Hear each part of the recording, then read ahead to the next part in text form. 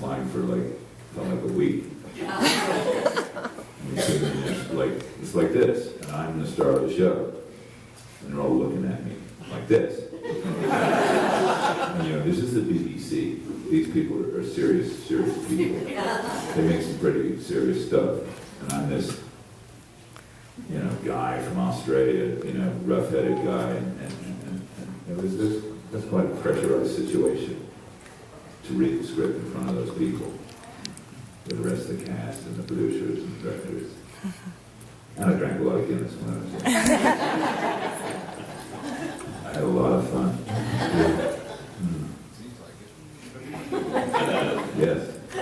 What got you into acting in the first place? I was sick of working for a living, to be honest. I always wanted to do it. I'm sure I've told this story before. I always was interested, but farmers and nurses and I guess loggers, just working folks mostly in my family. And I've never met anybody that ever done anything like that. There was a couple of generations back, there were some odd pods, but one branch. So I was working on an oil rig on a drill ship, and I had an accident, and a pretty bad one. Nearly didn't make it. I woke up in a hospital, and I just, I got to thinking, and I got to read the newspaper a couple of days later. It said auditions. And what the hell with it? I'm lucky to be here. I'm going to try. But I was so stupid. I was so naive that the two pieces I chose to audition with were for guys in their 50s, and I was in my 20s. I didn't know what I was doing. I think I just took pity on me. I got it. Questions for Craig?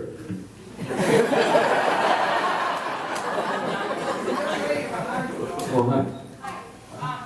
Well, it was for Craig, but I guess it's for both of you guys. I know that Shakespeare has been a pretty big influence on Walt, and so I was just wondering what your favorite Shakespeare play was, and what ways it helped shape your writing.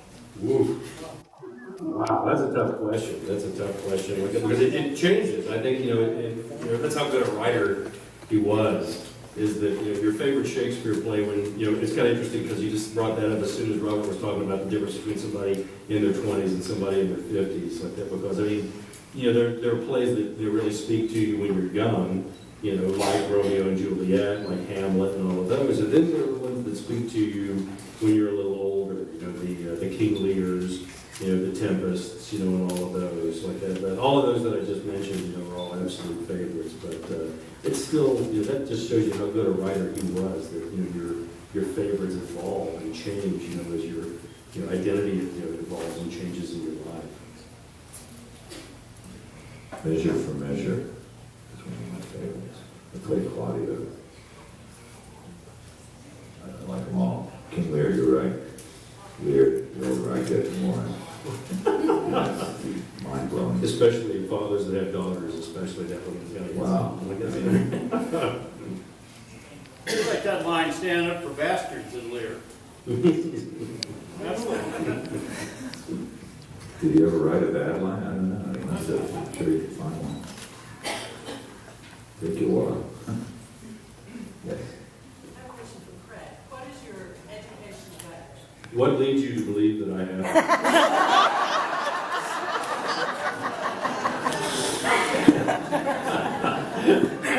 I had an education in writing. I just didn't let that get in the way of becoming a writer. It was well down to there. But I studied a lot of different things like that, and did a lot of different things like that. But actually, some of my education was actually in writing, and it was just a question of finding something that was worth writing about. An awful lot of the time, like that, I see a lot of writers that come out of writing programs, and they have all of these really incredible abilities and tools, which to write with, but they're like in their 20s, and all they want to write about is writing students in writing programs rather than novels about writing students in writing programs. I don't know about you, but I really don't want to read that stuff, So I think, the education was very, very essential, because if you're going to try and do something different, you need to know what's been done. But I have to admit that, one of my terminal degrees, one of the final degrees that I got was actually in playwriting, because I wanted to know about writing dialogue. And I figured, that's all playwrights have is dialogue, so maybe that'll help me. And so, I got a terminal degree in playwriting, and then, wrote the cold edition. Then when it came out and all the reviews came out, all everybody talked about was the descriptive passages. So evidently it was a lost 2 years as far as that was concerned. Did you have a degree at Marshall before you started? Yeah. That? I had quite a few degrees from a lot of different places. Tell me where Marshall is. And a number of different places where I had different degrees where I didn't get them finished. But it was kind of that part of my life, where a lot of the writers that I enjoy were the ones that bounced around all over the world, having experiences to draw from. And, for me, that was really kind of important, to try and have that. Because a lot of the writers that I liked, had those kind of experiences and drew from a lot of different things, to sit down before they actually started writing. And I laugh about it like that because, I started writing in my, I guess it was basically my, mid-40s. And everybody's response to that is always, why did you wait so long to start writing? And I thought I was starting really early, to be honest with you. So I don't know if I've made up my mind on that one yet or not. The Crocodile Hunter was one of my favorite Aussies, and now you are. I was just wondering, Say that again? the Crocodile Hunter, he was one of my favorite Aussies. Which one? Okay, well that goes my question. I was just wondering, did you ever get to meet him? Which one? No. No, Steve Irwin. Steve Irwin. I was really upset when we lost Steve. He was a very wonderful human being, I thought. People, kind of poo-pooed him a bit, and the cultural elites did, in Australia especially, and I thought he was a really decent guy. He was good stuff. And yes, I did meet him. That's cool. There's some hands over here, too. Hello. When I was growing up, I always had a hero besides my dad. It started out with Rowdy Yates when I was 8 or 10, and then Rowdy Yates became Dirty Harry. And for years, Dirty Harry was the man. And for a while, it was Steven Seagal, and then it was Robert Redford, and he's still a hero to a lot of people, me included. Well, the person who, or not the person, but the character to me for the last few years, first in the books and then in the TV show, is Longmire. He's the epitome of the American hero. He's honest.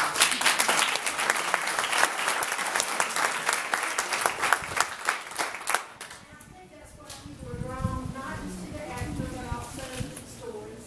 I was wondering, has it gotten so overwhelming for you because so many of us you're in time who are Walt Longmire. There's no separating. You can always be Walt Longmire. For you that you can't even go to the airport without being in. Well, it depends which airport. I was in Denver a couple years ago, and one of these are production hats that I made up for the cast and crew. Thank you, sir. Um, I'm not paying I was $100, so I just want you to know. I wouldn't sell for the value. And I'm talking to this man, where'd you get your hat? I'm talking to who I think I am. I said, I think you are. There's people, in this room everybody knows me, but there's billions of people that don't, I would imagine. And I go places, most places where people don't, but oh yeah, that's when I get some funny looks though. But I always did.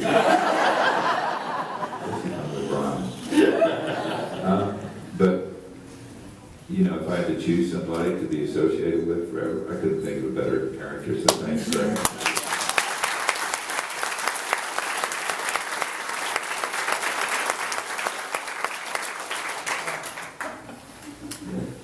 Craig was talking earlier about you and work I gotta stop you right there.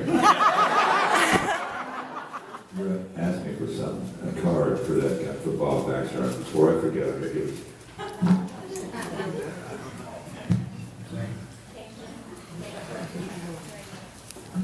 Otherwise, I'll forget. and you can take care of such detail. Go ahead. He was talking about your work ethic and how much you just pour yourself into this. And you're out there at 4 in the morning and you're going over your lines and your script and all. So he was talking about his admiration, I guess would be a good word, for you. So can you share how you first encountered Craig and your A wanted poster.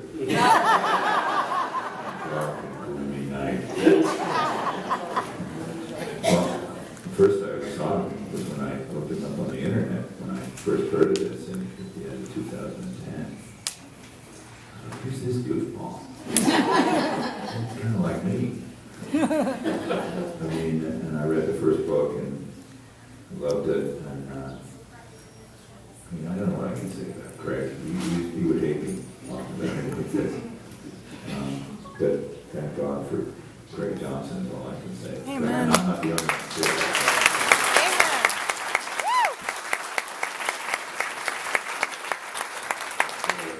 Robert Briggs, you guys, you were clear on that, right?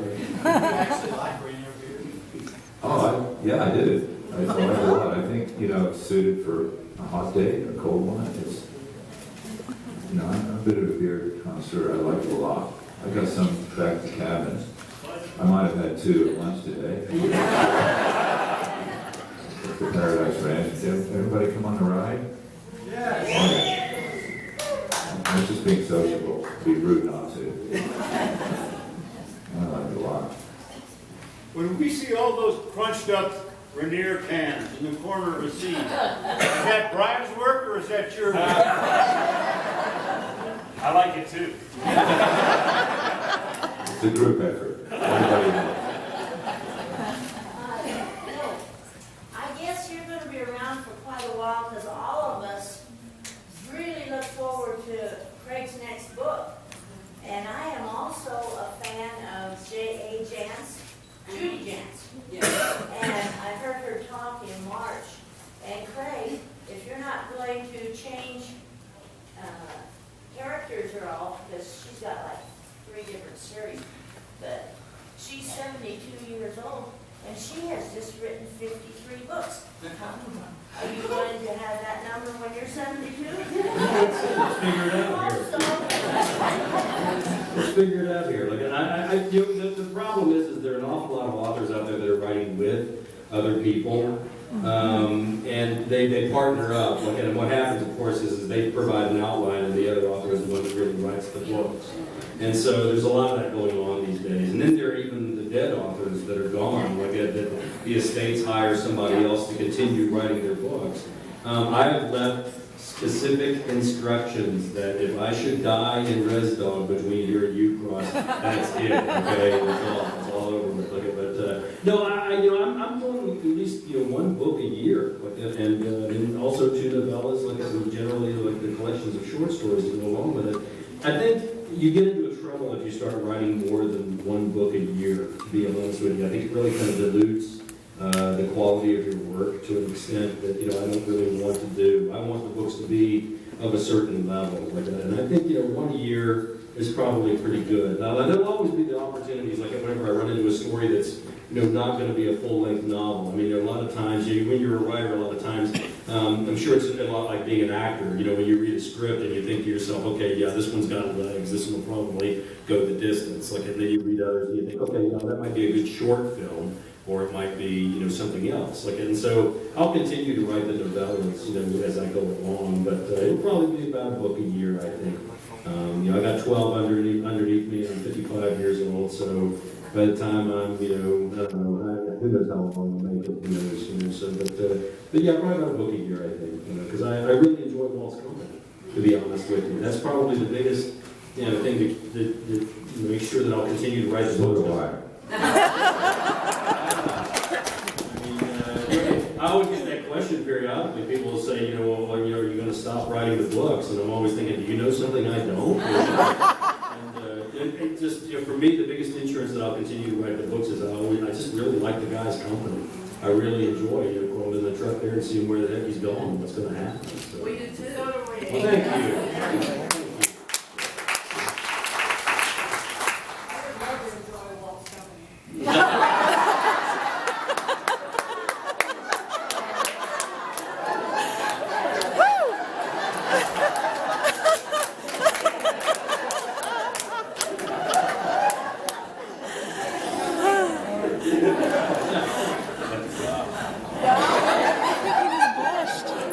We win today.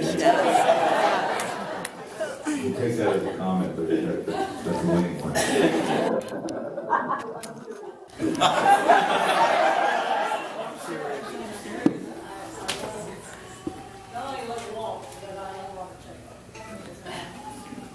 Thank you, very kind. Yes, sir. Oh, yes. This is an Australian guy called Glenn from Brisbane who lives in Seattle. No, you're not. So this is an Australian accent that's been here for maybe 20 years. Is that right? 18 years. So my grandfather was a stockman in Australia. My mother grew Well, stockman means cowboy. my mother grew up in the outback. You spent some time in the bush. Tell us about, do you feel a connection between that and New Mexico and Wyoming? Thanks for the question. Good question. I think you know the answer. I think there's an absolute connection. You know, people say, "Oh, you're Australian." First of all, the American West doesn't just belong to America. There was a time in history when people from all over the planet came. And it was just a miraculous time, not for everybody. Everybody didn't do well, but it was finding a new world in a new way. That's for the entire world. The connection with Australia, the funny story, I was telling someone, I used to have a girlfriend in Texas. I'd always go to Texas, and when I was in Hollywood, I guess, years ago, I went to Texas, it's so big here, oh, it's big, everything's big, it's so big. This place must be ginormous, So I looked it up on a map. Well, the state I've been living in Australia was 3.5 times the size of Texas. Geez, I had some fun with that. They're just selling the biggest ranch in the world, which is in Australia. And it's the Kidman Ranch. And it was actually called Kidman, a great uncle whose parents died when he was 12, and he took up in the bush and started selling shovels and stuff to miners, and ended up with the biggest ranch in the world. At one stage, 150,000 square miles. It's only the government buys some off because there's defense base, actually American bases there, and they're only letting them sell 65,000 square miles of it. The Chinese are trying to buy it, but they won't let them buy it. Yeah, that's good. We had pickup trucks, slightly different versions. We call them utes, utility vehicles. And everybody had big properties. Everybody had, my family grew wheat and barley and maize, had some cattle, had some sheep, a lot of horses. My granddad had the best horse team, some say in the state, but certainly in the district, for farming, clearing land. And so it's a connection and we were in the same wars, including Vietnam. They had the draft in Australia. A lot of people don't know that, but that's true. So it's very, very similar. Tell me about your Aunt Ruby. Ruby. I can tell you that. She lived across the paddock to a place, you know when she was coming because she hated snakes. And there's just snakes everywhere. Like there's a sea of snakes in summer. It's the sea of snakes. Anyway, if you go to the cemetery where most of my relatives are, there's just snakes everywhere. And in summer, and Ruby would hate them, so she'd come with a shotgun.